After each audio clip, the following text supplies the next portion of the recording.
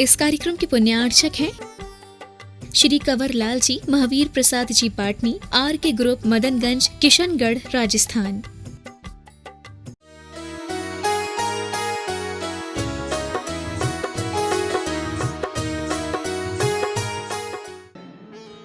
जो स्वयं मोक्ष पथ पर बढ़े जा रहे और भव्यों को भी साथ ले जा रहे, जो सदाचार संयम का मेरू शिखर, जो सदाचार संयम का मेरू शिखर, जिनके चरणों में देवों की रहती बसर, जिनके चरणों में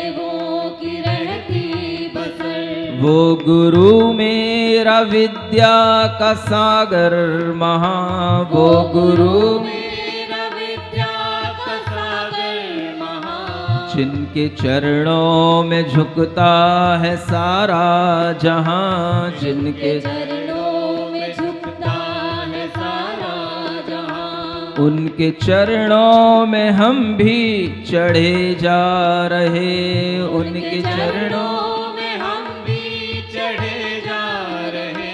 जो स्वयं मोक्ष पथ पर बढ़े जा रहे, जो स्वयं मोक्ष पथ पर बढ़े जा रहे। यह गुरु महाराज के लिए लिखी हुई पंक्तियां हैं जो उनके लिए स्वर्णिम महोत्सव के अवसर पर लिखी गई थीं, और शायद मैं कभी सुना भी नहीं पाया कि मुझे ऐसा ध्यान भी नहीं रहा कि कब वह अवसर आया और कब क्या हुआ, लेकिन मैं समझता हूँ जिस समय पर जो भाव आ जाए वही मेरे लिए स्वर्णिम महोत्सव है।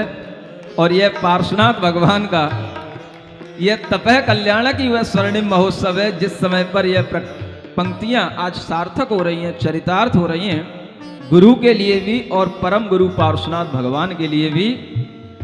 आया स्वर्णिम ये अवसर, ये स्वर्णिम दिवस, आया स्वर्णिम ये अवसर, ये स्वर्णिम दिवस, एक राही चला लेके संकल्प बस, एक राही चला लेके संकल्प बस। यह मोक्ष मार्ग का राही, मोक्ष मार्ग का पथिक कहलाता है, जो आज आप देख रहे हैं कि मुनि पार्श्वनाथ एक राही बनकर के मोक्ष मार्ग के पथिक बनकर के आगे बढ़ रहे हैं।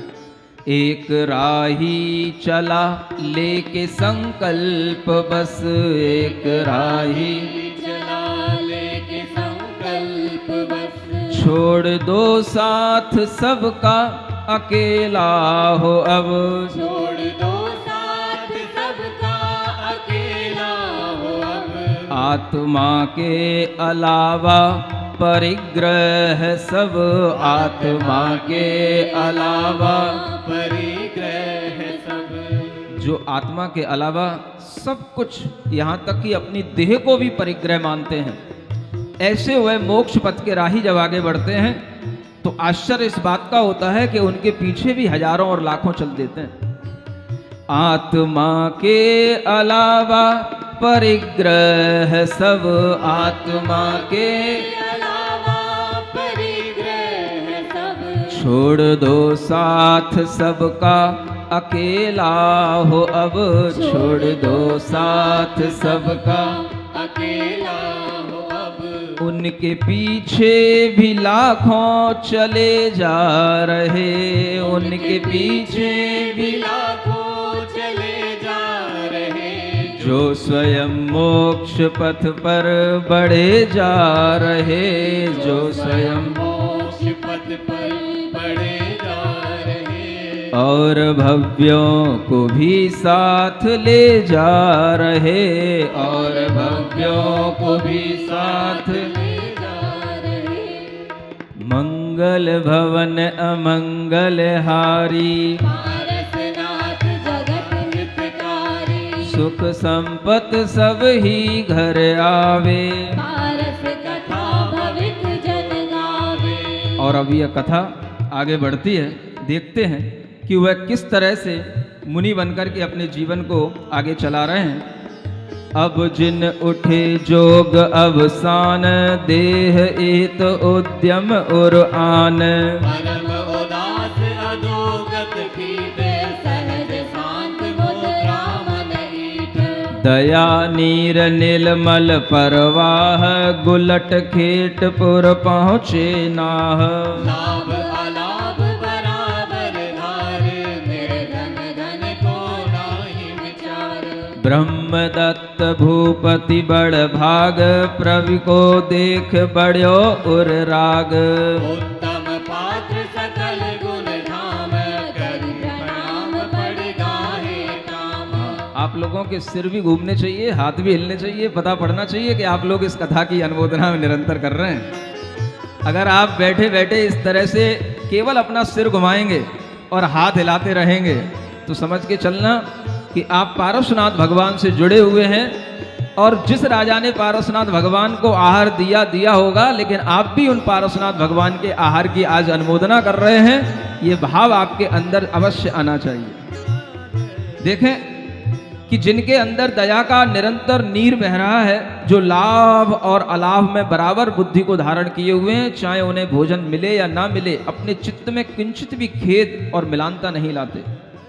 जिनके लिए कोई निर्धन नहीं, कोई धनी नहीं, परम उदासीन भाव और रागादि भावों से रहित होकर के वह भ्रमण करते हुए कहाँ पहुँचते हैं। आप अपने आप को वही श्रावक शिरोमणि समझना जो यहाँ बताया जा रहा है। वह राजा ब्रह्मदत्त के यहाँ पर पहुँचते हैं और वह राजा ब्रह्मदत्त आप अपने आप को महसूस करें। ब्रह्मदत्त भूपति बड़ भाग, प्रभु को देख बड़ो उर राग। उत्तम पात्र सकल गुण धाम, करि प्रणाम पड़ गाहे काम। हेमास्यन था प्यो नर राय, प्रासुक जल पर छाए पाय।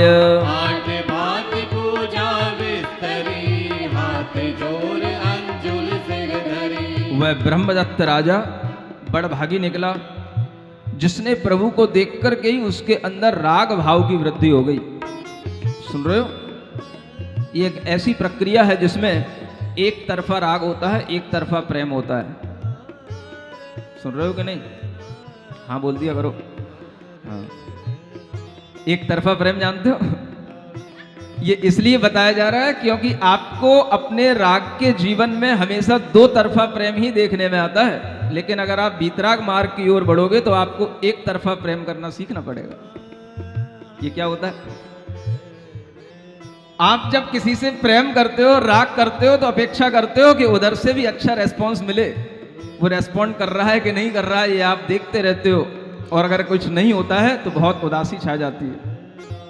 आपने किसी से कोई चैटिंग की और उधर से कोई रेस्पॉन्स नहीं आया, आपने किसी को कोई फोन किया और उधर से वो बिल्कुल ही फोन उठाया ही नहीं गया, उस समय पर वो अटेंड नहीं किया उसने, आपके मन में खेद खिन्नता आ जाती है।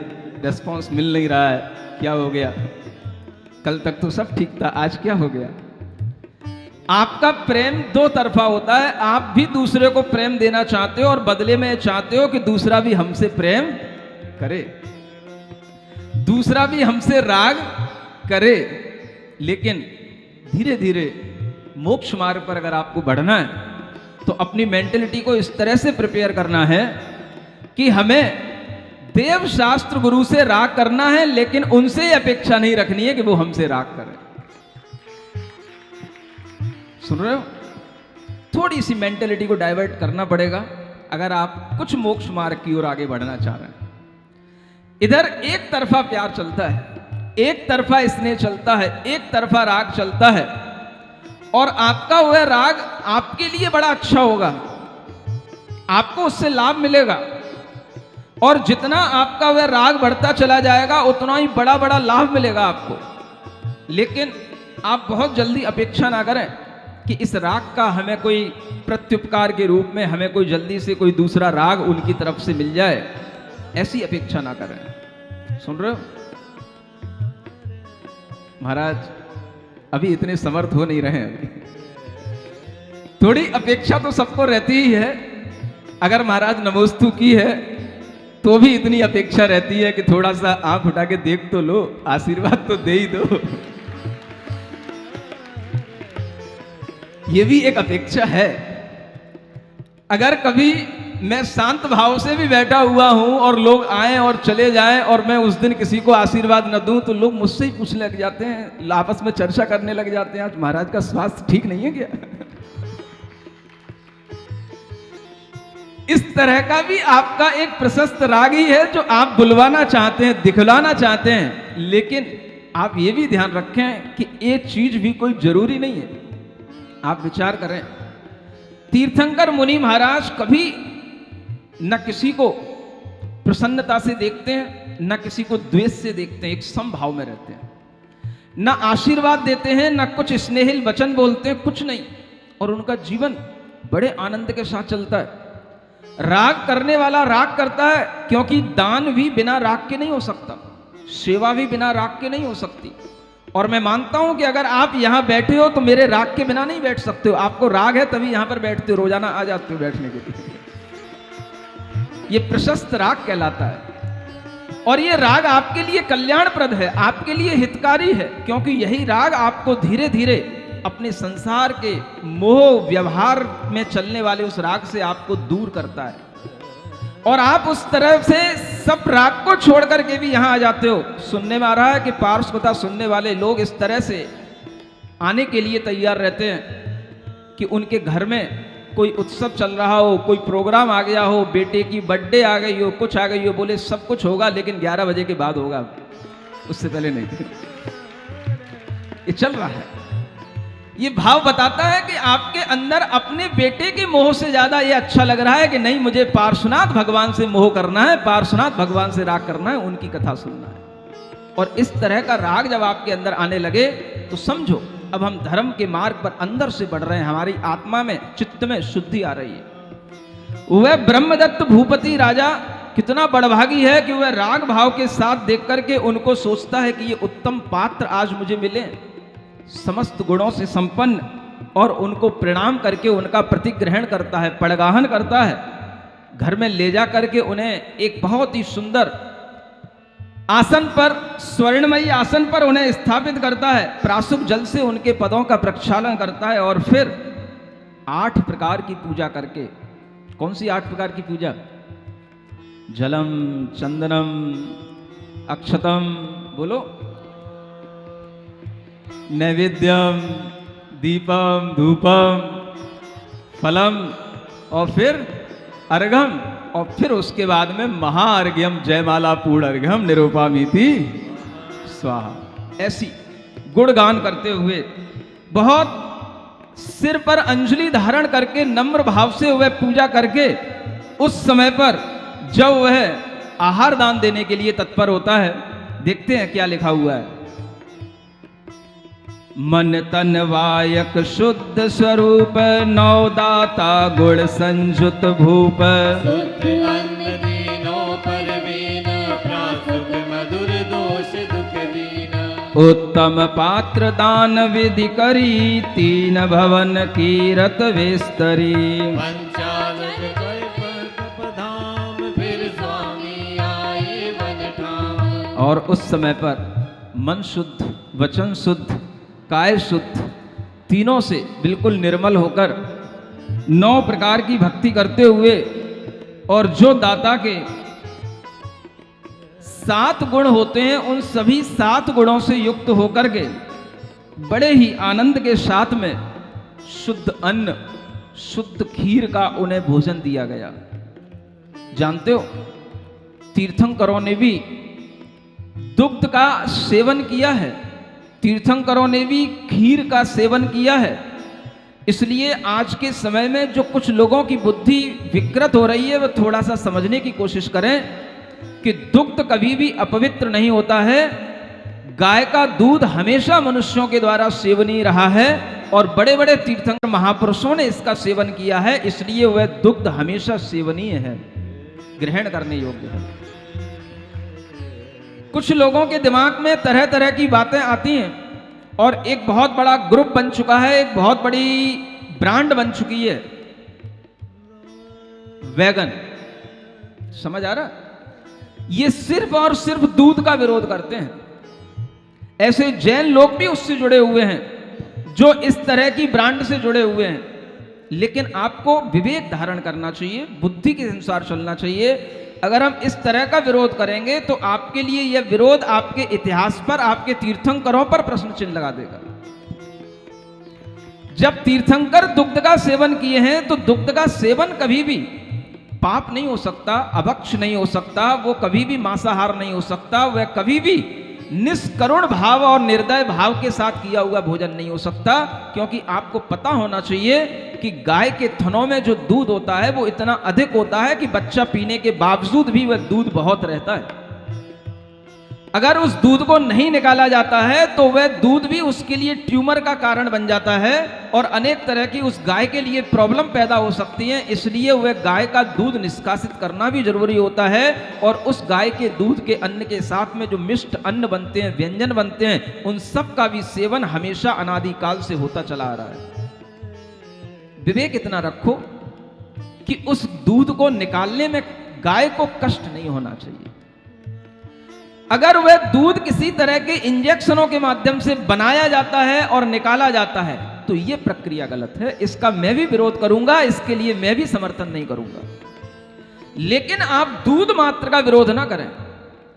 दूध अपने आप में पवित्र वस्तु है, मनुष्य के लिए ग्रहण करने योग्य है। और यह कहा गया है कि जो व्यक्ति बचपन से गाय का दूध, गाय के घी का सेवन करता आता है, उसकी बुद्धि, उसका बल हमेशा उत्कृष्ट रहता है और वह जीवन पर्यंत तक स्वस्थ रहता है। ये गाय के दूध में शक्ति है और इस शक्ति के अनुसार ही जीवन आगे बढ़ता है। तीर्थंकरों ने, चक्रवर्तियों ने भी इस तरह के गाय दूध, गाय के घी और गाय की खीर का, दूध की बनी हुई खीर का सेवन किया है। इसलिए जो काम पुराने महापुरुष करते चले आ रहे हैं वो कार्य कभी भी गलत नहीं हो सकता। प्रश्न चिन्ह उसकी प्रक्रिया पर होना चाहिए। आप देखें, जहां पर उस गाय का दूध निकाला जाता है, क्या उस गाय को इंजेक्शन देकर के उसमें दूध वृद्धि की जाती है? ऐसे भी इंजेक्शन बनाए जाते हैं जो जबरदस्ती व्यवसाय बढ़ाने के लिए उस गाय के लिए लगाए जाते हैं। ये करना गलत है। और अगर वह दूध निकालने पर भी इतना दूध निकाला जाए कि इंजेक्शन के माध्यम से उसकी भरपाई की जाए, निकालने के लिए उसका खून तक निकल के आ जाए, तो ये प्रक्रिया भी गलत है। जो गाय का दूध निकालने की सहज प्रक्रिया होती है वह सहज प्रक्रिया आप बनाकर रखें।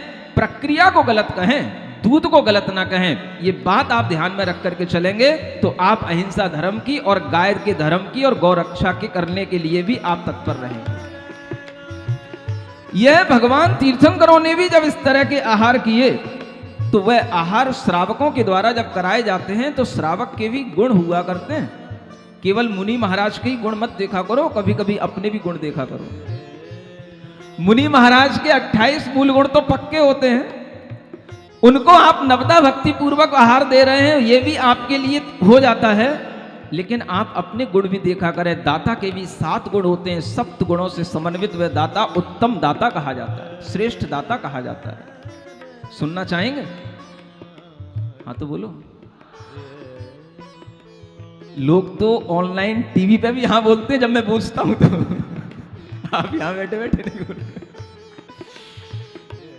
दाता के 7 गुणों में आप सीखें कि कौन कौन से वो 7 गुण हैं। सबसे पहला गुण होता है दाता का श्रद्धा गुण। कौन सा? श्रद्धा।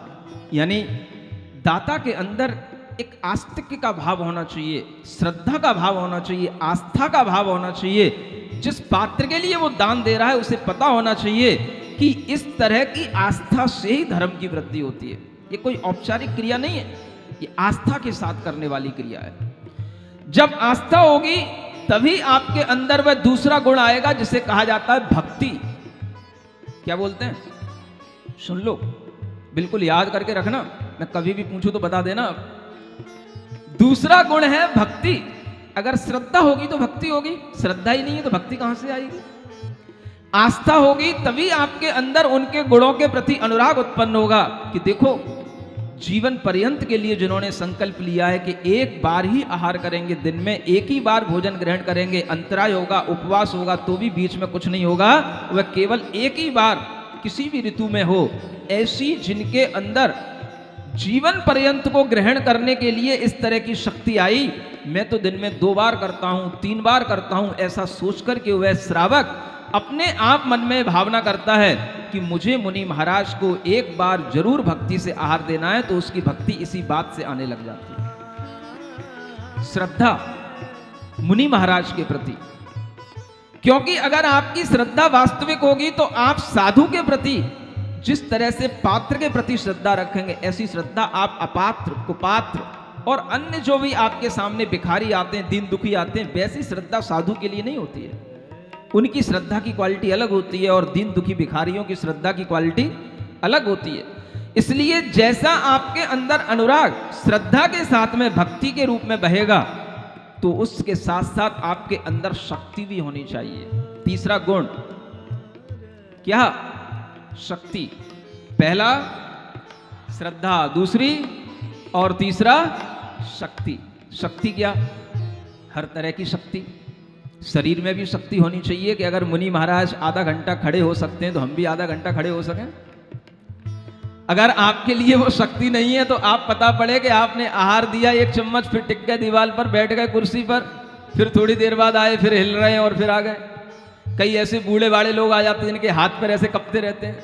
भाई मना किया गया है, आहार दान देने के लिए भी कहा गया है अति बाल और अति वृद्ध से आहार न लिया जाए, क्योंकि उनके शरीर की शुद्धि, मानसिक शुद्धि कभी नहीं होती है। और कई बार तो उनके चेहरे को देख करके, जैसे मान लो किसी की लार टपक रही हो और ऐसे दादाजी को यहां लाके खड़ा कर दिया जाए तो कुछ नहीं होगा।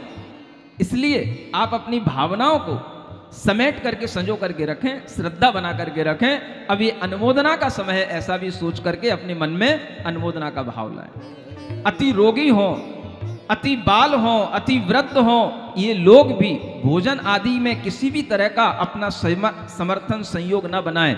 कुछ ऐसे भी रोग होते हैं जिनके माध्यम से वह रोग दूसरे तक भी पहुंच सकते हैं, तो ऐसे लोग कभी भी भोजन बनाने की प्रक्रिया भी ना करें। क्योंकि मुनि महाराज को अगर आपके निमित्त से कोई रोग हो गया तो उससे बड़ा दुनिया में फिर कोई पाप नहीं होगा और उससे बढ़कर के फिर आपके लिए कोई भी पातक नहीं होगा। ये हमेशा विचार रखें। शुद्धि तो श्रद्धा के साथ साथ, भक्ति के साथ साथ श्रावक के अंदर शक्ति भी हो। शक्ति तन की भी हो, मन की भी हो और धन की भी हो। इसकी अगर शक्ति नहीं होगी धन की, तो आप आहार के लिए किस तरह से मुनि महाराज को आहार दे पाएंगे? आपके मन में यह भाव आना चाहिए कि अगर वो दिन में एक बार आहार ग्रहण करते हैं तो उन्हें किसी भी तरह का आहार हो जो उनके लिए अनुकूल है, तो वह उन तक तभी पहुंचेगा जब आपके पास धन की भी शक्ति होगी। और वह धन की शक्ति के माध्यम से ही आप कुछ, आपने तरह तरह की 10 चीजें बनाई, पता तो है ही नहीं कि मुनि महाराज क्या लेंगे। उन्होंने कोई एक भी चीज ले ली, 2 भी ले ली, 4 भी ले ली, कभी कुछ भी नहीं लिया और कभी 10 भी ले ली। क्या होगा आपका? आपके लिए अगर मान लो 10 चीजें आपने बनाई और कोई भी चीज मान लो उस दिन मुनि महाराज का लाभ ही नहीं हुआ, आपको मुनि महाराज मिले ही नहीं, आप सोचोगे इस सारा का सारा क्या व्यर्थ गया। आपके अंदर शक्ति होनी चाहिए उसको सहन करने की। ये धन की शक्ति है। और ये धन की शक्ति भी आपके लिए इस तरह से पता होनी चाहिए कि अगर हमने किसी भी तरह का मनोभाव किया है मुनि महाराज को आहार देने का, लेकिन अगर हमें लाभ नहीं भी मिला, तो भी हमें आज ये शुद्ध भोजन करके ये देखना है कि मुनि महाराज के लिए जो निरंतर शुद्ध भोजन होता है, आज इनके निमित्त से हमारे लिए भी ये शुद्ध भोजन करने का हमें भाव मिला है, तो हम अपने आप में व्यथित ना हो। हम ये समझें कि ये कोई भी चीजें जो हमने तैयार की हैं, ये सब हमारे लिए उपयोगी हैं। हमारे लिए अगर ये उपयोगी हैं, मुनि महाराज के लिए थोड़ी हो भी सकती हैं, नहीं भी हो सकती हैं, लेकिन हमारी अगर धन शक्ति इसमें गई है तो हमें व्यथित नहीं होना है। ये कौन सी शक्ति से काम चलेगा? धन की शक्ति से। समझ आ रहा है? धन नहीं होगा तो आप कभी भी मुनि महाराज को उचित आहार, उचित औषधि कैसे दे पाएंगे? कभी कभी इस तरह के मुनि महाराज के लिए परिश्रम होते हैं, उग्र विहार होता है, गर्मी होती है, सब कुछ होता है, और आप केवल उन्हें पानी और सूखी रोटी खिला करके निकाल देंगे, बाहर कर देंगे, तो आपके लिए वो आहार तो दे दिया जाएगा, लेकिन वह उचित अनुकूल आहार नहीं होने के कारण से वह मुनि महाराज के लिए दिन भर के लिए वह सुख प्रदान करे, ऐसा नहीं हो पाएगा। उसके लिए क्या चाहिए? शक्ति। किसकी? धन की। और धन की शक्ति के साथ साथ लुब्धता नहीं होना। क्या नहीं होना? लोभ नहीं होना। यानी जो भोजन हम अपने लिए तैयार करते हैं उसी में से हम मुनि महाराज को देने की कोशिश करते हैं। तो हमारे अंदर अगर निर्लोभ वृत्ति होगी तो ही हम इस तरह का बिना लुब्ध हुए वह भोजन बनाएंगे, तैयार करेंगे। और हम ये भाव रखेंगे कि अगर ये भोजन मुनि महाराज के लिए भी दे दिया गया है और अगर किसी भी तरह से वो कम भी रह गया है तो वह हमारे लिए कोई भी निर्लोभता के भाव में ही वृद्धि करेगा, लुब्धता के भाव में वृद्धि नहीं करेगा। इसका नाम क्या है? अलुब्धता। अलुब्धता होगी तो आहार देने के बाद प्रसन्नता होगी। आज महाराज ने अच्छे ढंग से आहार ले लिया, प्रसन्नता होगी। किस श्रावक को? जिसके लिए अलुब्धता का भाव होगा। और जिसमें अलुब्धता का भाव नहीं होगा तो वो कहेगा मैंने तो जितना बनाया था महाराज ने सब ले लिया। समझ आ रहा है? तो अलुब्धता का भाव होना ये श्रावक का बहुत बड़ा गुण बताया गया। और इस तरह के भाव से जब वह प्रसन्न होता है तो उसके अंदर एक और क्वालिटी आती, विज्ञान। क्या बोलते हैं? कौन से गुण है ये? 5वें नंबर का विज्ञान। विज्ञान का मतलब होता है उसे हर तरीके के आहार देने का ज्ञान होना चाहिए। कौन से महाराज हैं, रोगी हैं कि बलिष्ठ हैं, किस तरह की मेहनत करने वाले हैं, उपवास करने वाले हैं कि विद्या अध्ययन करके अपने मानसिक मेहनत अधिक करने वाले हैं, उन्हें उसी तरीके का आहार देना जो जिस तरीके की मेहनत करने वाले हैं, जो जिस तरीके का अपने अंदर गुण रखते हैं, जिस तरह की उनकी प्रकृति हो उसी प्रकृति के अनुकूल आहार देना। जिस तरह का मौसम हो उसी मौसम के अनुकूल आहार देना। मौसम चल रहा है गर्मी का और आप दिए जा रहे हो मेथी की सब्जी। समझ आ रहा है? मौसम चल रहा है गर्मी का, आप दिए जा रहे हो करेला की सब्जी, तो क्या होगा? वो उनके लिए पित्त प्रकृति को बढ़ाने में कारण बनेगा, उनके लिए प्रतिकूल हो जाएगा। आपको पता होना चाहिए कि मेथी गर्म होती है, करेला गर्म होता है, हम उन्हें शीतल भोजन प्रदान करें। वह ऐसा भोजन हो जो उनके लिए गले में उतर जाए। कभी कभी भोजन तो होता है लेकिन वो गले से उतरने के लिए भी प्रयास करना पड़ता है। वह इतना देखने में अच्छा भी लगे, स्वादिष्ट हो या ना हो, लेकिन कम से कम देखने में अच्छा लगे, वह भीतर तक जाने के लिए भी मन बन जाए। इस तरीके की चीजें अगर श्रावक बना करके सामने रखता है तो वही चीजें उसके विज्ञान गुण के कारण से बनती है। समझ आ रहा है? वही दाल, वही सब्जी एक सामान्य व्यक्ति बनाता है और एक जानकार बनाता है। कुछ उसमें अमृत नहीं घोल देता है, लेकिन एक सब्जी, एक दाल को देख करके आपको खाने की इच्छा होगी और एक को देख करके बिल्कुल खाने की इच्छा नहीं होगी। कभी कभी तो ऐसी वो दिखाई देती जैसे जेल में भी, कभी मैंने पहले देखता था जेल में, तो आजकल तो जेल में भी मैं गया तो देखा कि अब तो जेल में भी वैसी नहीं मिलती, बहुत बड़ी अच्छी फ्राई लगती जेल में बनती, बिल्कुल सूखी सूखी रंधी रंधी सी, जिसको आपके अंदर विज्ञान गुण के माध्यम से ही संवारा जा सकता है। वो आपका विज्ञान गुण है। समझ आ रहा है? वो विज्ञान क्या है? कौन सी चीज पहले देना, कौन सी चीज बाद में देना, कौन सी चीज बीच में देना, किसके ऊपर क्या देना। महाराज ने जैसे ही कुछ जल लेने का मन बनाया, आपने जल भी दिया, उसी समय पर आप तुरंत रस भी लेकर के आ गए। महाराज ने रस नहीं लिया। क्यों नहीं लिया? आपको कोई विज्ञान है नहीं। जल के ऊपर रस पिएंगे जुकाम हो जाएगा। आप रस लेकर के लौट गए, महाराज ने रस लिया ही नहीं, आपको देना आता ही नहीं। विज्ञान गुण आपके अंदर होना चाहिए। कब कौन सी चीज किसके साथ चलती है, किसके ऊपर कौन सी चीज ली जाती है, ये सब विज्ञान अगर आपके अंदर होगा तो ये आपका बहुत बड़ा दाता का उत्तम गुण कहलाएगा। सुन रहे हो? ये दाता के गुण हमें पढ़ाने चाहिए कि नहीं पढ़ाने चाहिए? हमें क्या जरूरत है पढ़ाने की? लेकिन जब शास्त्रों में आचार्यों ने लिखे हैं, दान की महिमा को मुनि महाराजों ने, आचार्यों ने लिखा है, तो बताने का, समझाने का कर्तव्य बनता है। और ऐसा नहीं कि वो कर्तव्य इसलिए, वो जितने भी साधु आपके नगर में बाद में आएंगे सबके लिए आपके लिए विज्ञान होना चाहिए। उस श्रावक को इस तरह की वैयावृत्ति करने का ज्ञान होना चाहिए। वही श्रावक उत्तम दाता कहलाता है। सुन रहे हो? फिर एक गुण आता है। कितने हो गए? आज तुम्हारे ही गुणों में पूरी हो जाएगी कथा क्या? चलो सोचना आज का दिन केवल महाराज मेरे लिए, ठीक है ना। तो एक गुण है क्षमा गुण। क्या? क्षमा गुण, सहनशीलता होना। जिस दिन हमने मुनि महाराज को आहार देने की भावना की, उस दिन मुनि महाराज का लाभ मिला नहीं मिला, सहनशील होना। एक श्रावक को लाभ मिल गया, उनको ही क्यों मिल गया, हमको क्यों नहीं मिला? महाराज हम भी तो वही एक नारियल पकड़े खड़े थे, हम भी तो वही एक कलश पकड़े खड़े थे, हैं? वही विधि उनके पास थी, वही विधि हमारे पास थी, अब हमारे पास क्यों नहीं आए? क्या सुन रहे हो? केवल नारियल और कलश की विधि नहीं होती है, और भी कोई विधि हो सकती है, चेहरे की भी विधि हो सकती है। अरे विधि तो कुछ भी हो सकती है। आपके पास में आपकी पत्नी खड़ी के नहीं, आपके बच्चे खड़े के नहीं, ये भी विधि हो सकती है। ये भी विधि हो सकती है कि आप पति पत्नी साथ खड़े हैं, कि पत्नी 3 लोगों के बाद खड़ी है, बच्चे 3 लोगों के बाद खड़े हैं, कुछ भी विधि हो सकती है। आप एक ही विधि से क्यों नापते हैं कि मुनि महाराज वहां क्यों चले गए? और इस दाता के यहां तो कल भी आहार हो गया था, अभी 2 दिन पहले ही हुआ था। मैं तो 3 दिन से महाराज का पड़गान कर रहा हूं, 4 दिन हो गए, अभी तक महाराज आए नहीं। दाता से भी क्या होने लग जाता है? जलन होने लग जाती है। किससे? कहां पे? ईर्ष्या भाव होने लग जाता है। सहनशीलता नहीं होने के कारण से दाता के प्रति क्षमा भाव नहीं आता। कोई कोई तो दाता से ही लड़ पड़ते हैं। क्यों? रोज रोज पड़गान करने खड़ा हो जाता है।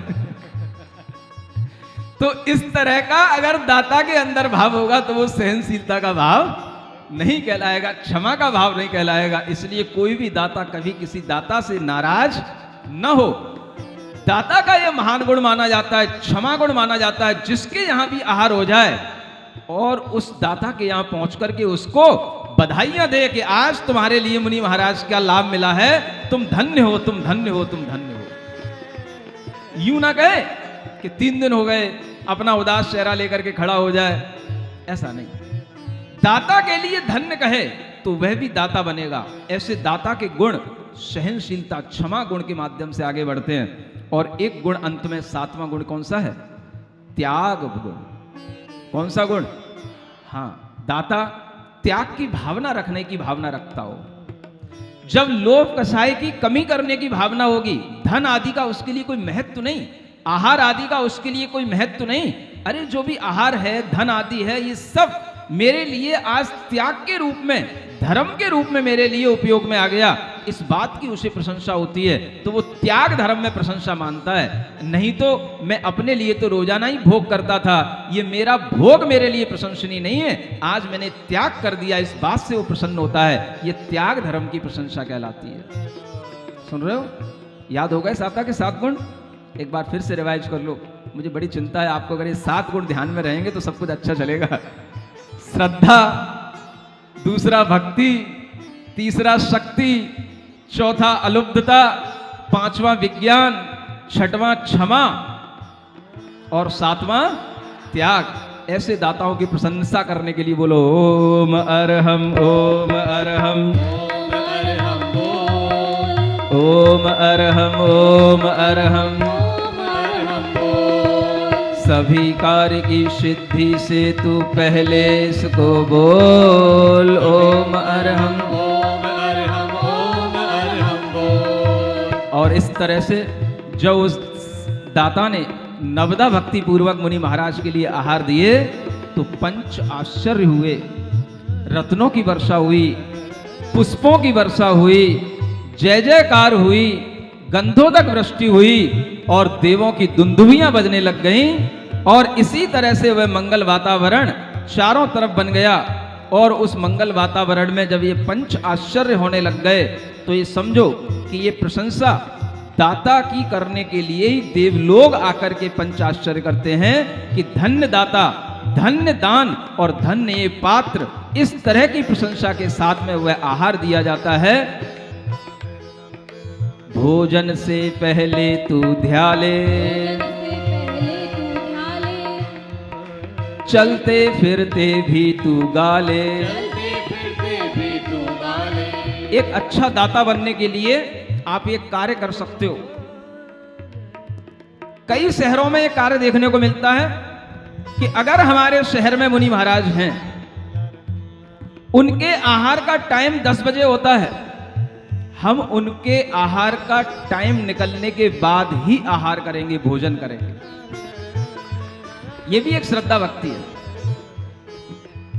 अगर हम आहार रोजाना नहीं भी दे पाते तो कोई बात नहीं, लेकिन आहार देने से पहले ये याद करेंगे कि मुनि महाराज का पड़गान हो गया कि नहीं, या उनका आहार हो गया कि नहीं, और उनका समय निकलने के बाद आहार करना, ये भी आप कर सकते हैं।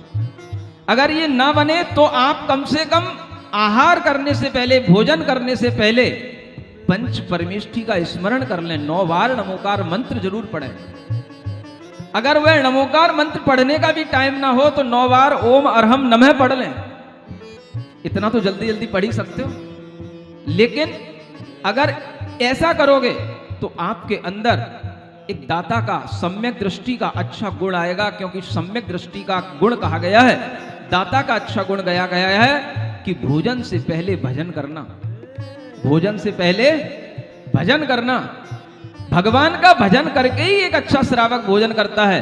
अगर आपने उस दिन भजन नहीं किया, भगवान के नाम की, नमोकार की जाप नहीं की, पंच परमेष्ठी का दर्शन नहीं किया, उनका पूजा नहीं की, तो कम से कम कहीं पर भी हो, देश में, विदेश में, ट्रेन में, कहीं पर भी आप 9 बार नमोकार मंत्र पढ़ के पंच परमेष्ठी का स्मरण करके ही भोजन करें। अगर इतना भी संस्कार बनेगा तो मैं समझूंगा कि आपके लिए अच्छा दाता बनने का भी कभी सौभाग्य मिलेगा।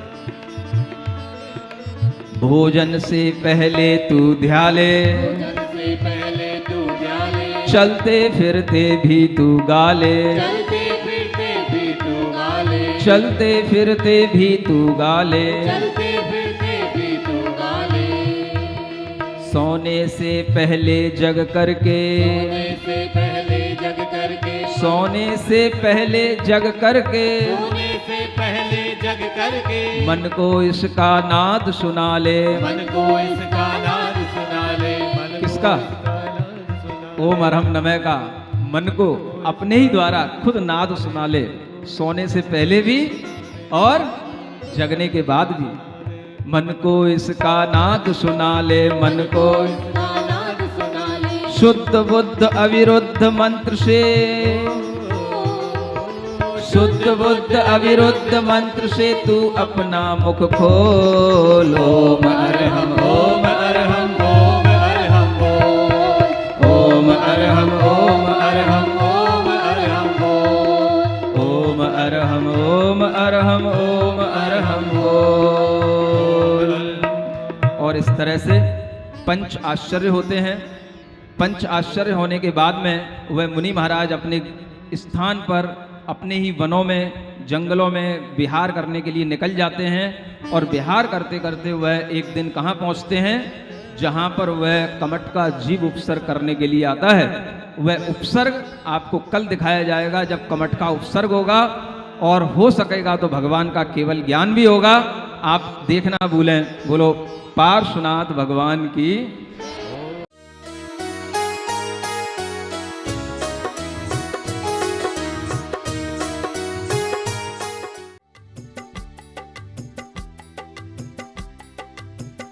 इस कार्यक्रम के पुण्यार्चक थे श्री कंवर लाल जी, महावीर प्रसाद जी पाटनी, आर के ग्रुप, मदनगंज, किशनगढ़, राजस्थान।